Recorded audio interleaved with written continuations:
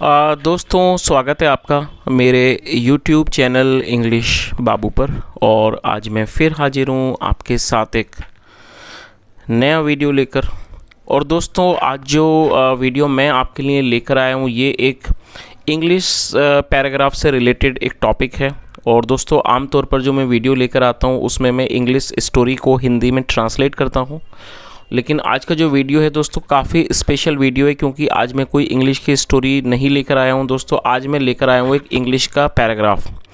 तो जब आप कोई भी इंग्लिश के ऊपर कोई भी टॉपिक लिखते हैं, पैराग्राफ या फिर ऐसे लिखते हैं या फिर पास्ट की किसी घटना के बारे में लिखते हैं, तो दोस्तों कई बार आपको वहाँ पर कंफ्यूज होना पड़ता है कि हम किसी टॉपिक को या पास्ट के किसी इवेंट को किस तरह से ट्रांसलेट करते हैं, किस तरह से सोचते हैं और उसको किस तरह से लिखते हैं। तो दोस्तों आज के इस वीडियो के माध्यम से आप सीखेंगे जब हम पास्ट में कोई टॉपिक बनाते हैं तो उसे किस तरह से हम बना सकते हैं। और बहुत ही ज़्यादा हेल्पफुल होने वाला है दोस्तों वीडियो, खासकर उन लोगों के लिए जिन लोगों ने अभी अभी इंग्लिश सीखना शुरू किया है। तो चलिए दोस्तों आज के इस वीडियो को हम शुरू करते हैं और सबसे पहले जो आज का जो पैराग्राफ है उसका टाइटल देखते हैं। टाइटल है how I saved a drowning child. क्या मतलब हुआ दोस्तों? ये जो वाक्य है ये पास्ट इंडेफिनिट का वाक्य है। सेव का मतलब होता है बचाना और ये सेकंड फॉर्म है सेव्ड, और ड्राउनिंग का मतलब होता है डूबता हुआ। How I saved a drowning child, मैंने एक डूबते हुए बच्चे को कैसे बचाया। तो दोस्तों ये आज की ये जो हमारा पैराग्राफ है उसका टाइटल है, शीर्षक है। और अब मैं इसे पढ़ना शुरू करता हूँ। आपसे रिक्वेस्ट है कि आप कहानी इसको बिल्कुल ध्यान से सुने, और यदि आज के इस पैराग्राफ में आपको कोई भी नया शब्द या फिर नया स्ट्रक्चर मिले तो आप उसको नोट करें, और यदि पैराग्राफ पसंद आए तो लाइक भी ज़रूर करें। तो चलिए इसको शुरू करते हैं। Every Sunday I take a bath in the canal which is a few kilometers away from my house। क्या मतलब हुआ? Every Sunday I take a bath. दोस्तों ये जो वाक्य है ये एक प्रेजेंट इंडेफिनिट का अफर्मेटिव वाक्य है, और जब हम प्रेजेंट इंडेफिनिट में अफर्मेटिव का वाक्य बनाते हैं तो यदि सब्जेक्ट वहाँ पर आई, वी, यू, दे या फिर प्लूरल नाउन होगा तब हमें वर्ब की फर्स्ट फॉर्म का यूज़ करना होता है। टेक अ बाथ का मतलब होता है नहाना, कहीं पर स्नान करना। क्या अर्थ हुआ? एवरी संडे हर रविवार को, आई टेक ए बाथ मैं नहाता हूँ, इन द कैनाल, कैनाल मतलब नहर, नहर में, which is a few kilometres away from my house. और दोस्तों ये सिंपल प्रेजेंट का वाक्य है जहाँ पर इसका इस्तेमाल हेल्पिंग वर्ब के रूप में किया जाता है। Which is a few kilometres away, away मतलब दूर, जो कुछ किलोमीटर्स दूर है, फ्रॉम माई हाउस मेरे घर से। तो पूरी लाइन का क्या अर्थ निकला कि हर रविवार को मैं नहर में नहाता हूँ जो मेरे घर से कुछ ही किलोमीटर्स दूर है।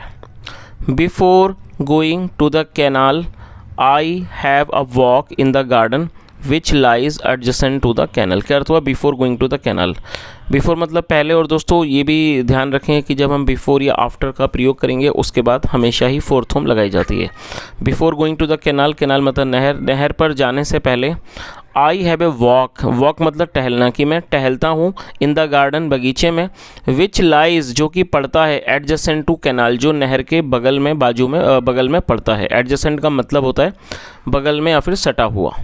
आगे देखिए, last Sunday early in the morning I was having a walk in the garden. क्या अर्थ हुआ? लास्ट संडे मतलब कि पिछले रविवार को, early in the morning, early का मतलब होता है सुबह, सुबह का समय, अर्ली इन द मॉर्निंग मतलब कि सुबह के समय, I was having a walk. दोस्तों ये पास्ट कॉन्टिन्यूस का वाक्य है। पास्ट कॉन्टिन्यूस मतलब ऐसे वाक्य है जहाँ वाक्यों में रहता रहती आए, ऐसे वाक्यों में वॉज या वर्ब का यूज़ किया जाएगा हेल्पिंग वर्ब के रूप में, साथ में वर्ब की फोर्थ फॉर्म लगाई जाती है।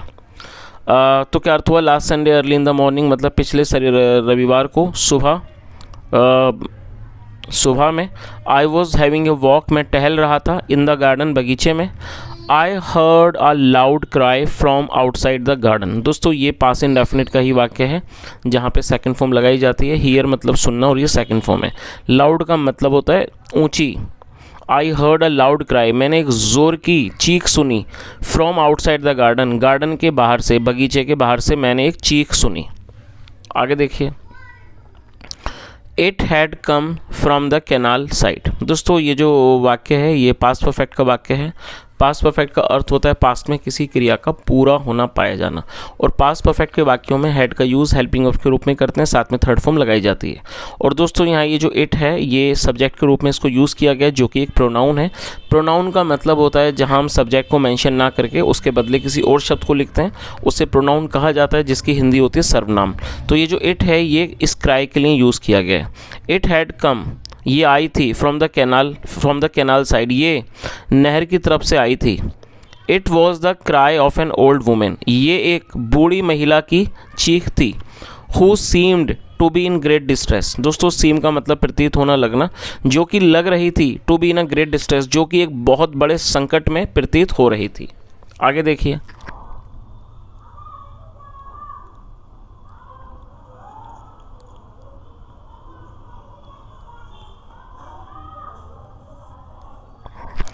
Without thinking for a moment I rushed towards the canal. Without thinking for a moment, दोस्तों इसे भी याद करें, जब हम आफ्टर, बिफोर या विदाउट का यूज़ करेंगे तो उसके बाद वर्ब की फोर्थ फॉर्म लगाई जाती है। Without thinking for a moment, बिना एक क्षण सोचे हुए, I rush towards the canal. दोस्तों रश का मतलब होता है किसी जगह बहुत तेज़ी से जाना, बहुत तेज़ी से भाग कर जाना, और सेकंड फॉर्म है रश्ड। तो क्या अर्थ हुआ कि without thinking for a moment, बिना एक क्षण सोचे हुए, I rushed towards the canal, towards मतलब की ओर, मैं नहर की तरफ दौड़ पड़ा। इंडीड, वास्तव में, I found an old women standing there on the bank of the canal. दोस्तों ये जो वाक्य है ये भी पास्ट इंडेफिनिट का वाक्य है, जहाँ पे सेकंड फॉर्म लगाई जाती है। फाइंड मतलब पाना, और सेकंड फॉर्म फाउंड। वास्तव में मैंने पाया, एन ओल्ड वुमेन एक बूढ़ी महिला, स्टैंडिंग खड़ी हुई है, देयर वहाँ, on the bank of the canal मतलब बैंक मतलब किनारा, नहर के किनारे पर मैंने एक बूढ़ी महिला को खड़े हुए पाया। She was again crying loudly, और वह दोबारा बहुत ज़ोर से, बहुत ऊंचे स्वर में, बहुत ज़ोर से वो चिल्ला रही थी। आगे देखिए, I went to her and asked her the reason. तो दोस्तों ये भी पास्ट इंडेफिनिट का वाक्य है, जहाँ पे सेकंड फॉर्म लगाई जाती है। गो मतलब जाना, second form went. I went to her, मैं उसके पास गया, एंड आस्क्ड हर, और उससे पूछा, the reason for her being so miserable. Miserable का मतलब दयनीय। जब ऐसी सिचुएशन, जब बहुत ही ज़्यादा किसी को उस पर दया है तो उसको दयनीय कहा जाता है, जिसकी इंग्लिश होती है मिजरेबल। तो क्या अर्थ हुआ, आई वेंट टू हर, मैं उसके पास गया, एंड आस्क्ड हर, और उससे पूछा, the reason for her being so miserable, मतलब उसका इतना दयनीय होने का मैंने कारण पूछा उससे। She could not utter a word but pointed with her finger to the middle of the canal. She could not utter a word. दोस्तों utter का मतलब होता है बोलना, और इस वाक्य में could का यूज़ किया गया। मैं इसको समझाना चाहूँगा दोस्तों, जब हम कोई ऐसा वाक्य बनाते हैं जहाँ वाक्य की टेल पर सका, सकी, सके, पाया, पाई जैसे शब्द हों, तो ऐसे वाक्यों में कुड का इस्तेमाल हेल्पिंग वर्ब के रूप में करते हैं, साथ में फर्स्ट फॉर्म लगाई जाती है। यदि नेगेटिव होगा तो कुड नॉट के बाद फर्स्ट फॉर्म लगाई जाएगी, और आप इसे नोट कर लीजिए, UTTER, अटर मतलब बोलना। She could not utter a word, वह एक भी शब्द नहीं बोल सकी, but pointed with her finger, point मतलब इशारा करना, लेकिन अपनी उंगली से इशारा किया, to the middle of the canal, नहर के बीच में अपनी उंगली से इशारा किया। पूरी लाइन का क्या अर्थ निकला, she could not utter a word, वह एक शब्द भी नहीं बोल पाई, but pointed with her finger to the middle of the canal, लेकिन नहर की तरफ अपनी उंगली से इशारा किया। As I cast my glance, cast glance का मतलब होता है नज़र डालना। As I cast my glance there, जैसे ही मैंने अपनी नज़र वहाँ डाली। टू माई हॉरर मतलब मैं हैरान हो गया, परेशान हो गया। आई फाउंड मैंने पाया, a child drowning in the canal, मैंने पाया एक जो चाइल्ड है, बच्चा है, ड्राउनिंग इन द कैनाल, वो नहर में डूब रहा है। चलिए आगे देखिए,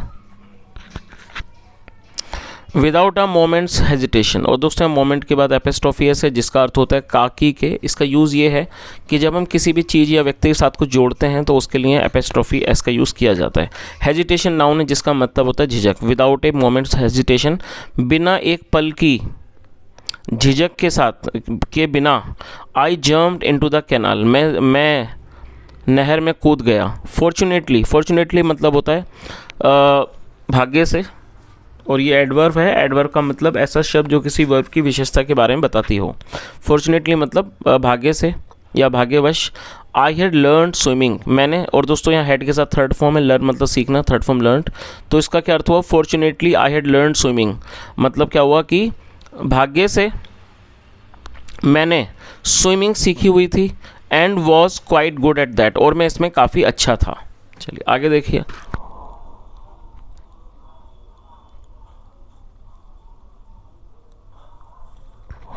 आई caught hold of the child, और ये भी पास्ट का ही वाक्य है जहाँ सेकंड फॉर्म लगाई गई है। कैच मतलब पकड़ना, second form caught. I caught hold of the child, मैंने बच्चे को पकड़ लिया, इन माई आर्म्स, अपनी बाहों में, हाथों में, एंड पुट हिम, और उसको रखा, ऑन माई बैक, और अपनी पीठ पर उसको रखा। आई एट वंस स्वैम बैक, और मैं तुरंत, स्वैम बैक मतलब पीछे तैर पड़ा, टूवर्ड्स द बैंक मतलब नदी की तरफ में तैर पड़ा, तैर गया या तैर पड़ा, और ये स्विम की सेकंड फॉर्म है, swam. As I reach the bank, और जब मैं किनारे पर पहुंचा, the old lady's eyes glistened and the could not without the tears of joy. The old lady's eyes glisten, glisten मतलब चमक जाना, और जब मैं किनारे पर पहुंचा, जो बूढ़ी महिला की आंखें थीं, ग्लेंस्ड वो चमक गईं, and she could not withhold the tears of Joy, और वह विदहोल्ड मतलब रोकना, वह अपनी खुशी के आंसुओं को नहीं रोक पाई। चलिए आगे देखिए। But the child was unconscious, दोस्तों अनकॉन्शियस को आप नोट कर लीजिए, UNCONSCIOUS, ये एडजेक्टिव है जिसका मतलब होता है बेहोश। But the child was unconscious, लेकिन बच्चा बेहोश था। And clearly it was not yet the proper moment for rejoicing, क्या अर्थ हुआ? एंड क्लियरली का मतलब होता है स्पष्ट रूप से, और स्पष्ट रूप से it was not yet the proper moment for rejoicing, और स्पष्ट रूप से ये खुशी मनाने का एक सही उचित समय नहीं था। I assured the old lady, assure का मतलब होता है किसी को तसल्ली देना। I assured the old lady, मैंने बूढ़ी महिला को तसल्ली दी, that I would do whatever I could to save the life of the child, तो क्या मतलब हुआ कि मैंने बूढ़ी महिला को तसल्ली दी कि मैं that I would do whatever I could, मैं वो करूँगा जो भी मैं कर सकता हूँ, to save the life of the child, बच्चे के जीवन को बचाने के लिए। I put the belly of the child on a stone, put मतलब रखना, मैंने बच्चे के पेट को एक पत्थर पर रखा, which was lying nearby, जो नज़दीक पड़ा हुआ था। As the excessive water in the stomach came out, और जैसे ही, जो एक्सेसिव मतलब होता है फालतू, ज़्यादा, जो अधिक पानी था, वाटर इन द स्टमक मतलब जो पानी, फालतू पानी था, वाटर इन हिज स्टमक, उसके पेट में, केम आउट वो बाहर आ गया, थ्रू हिज माउथ्स, उसके मुंह से, उसके मुंह के माध्यम से बाहर आ गया। ही ओपनड हिज आइज, उसने अपनी आंखें खोली। Now the old lady's and of course my joy knew no bounds, अब बूढ़ी महिला की और मेरे जो आनंद की कोई सीमा नहीं रही। चलिए, तो दोस्तों ये आज का एक छोटा सा पैराग्राफ था, और मैंने कोशिश की मैं आपको हर एक वर्ड की मीनिंग बताऊं, साथ में ग्रामर का भी स्ट्रक्चर समझाऊं। यदि आपको मेरा प्रयास अच्छा लगा हो, पसंद आया हो, तो आपसे रिक्वेस्ट है आप इस वीडियो को लाइक करें, शेयर करें, चैनल को ज़रूर सब्सक्राइब करें। और दोस्तों उसके अलावा यदि आप इस तरह के और भी वीडियोस देखना चाहते हैं पैराग्राफ से रिलेटेड या फिर इंग्लिश एसे से रिलेटेड, तो कमेंट में ज़रूर बताएं। यहाँ तक सुनने के लिए thank you so much. Have a nice day and bye.